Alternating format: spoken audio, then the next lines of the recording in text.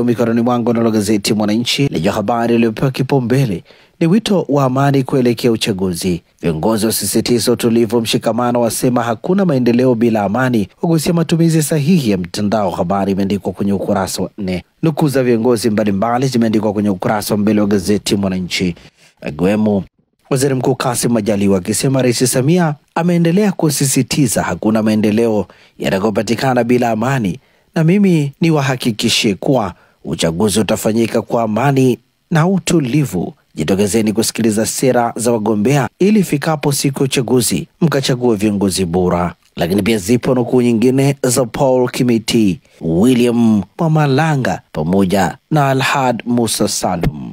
Gazeti hili limeandika tume ya utawala bora yalaani sakata la Polepole. Habari katika ukurasa wa 5.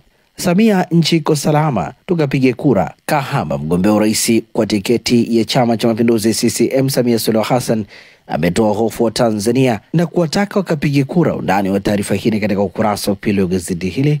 Tarehe 29 ya mwezi huu ndiyo tarehe ambayo uchaguzi utafanyika Tanzania. Mambo manne yanayobeba mijadala ya Watanzania kwa sasa. Habari katika ukurasa wa 19.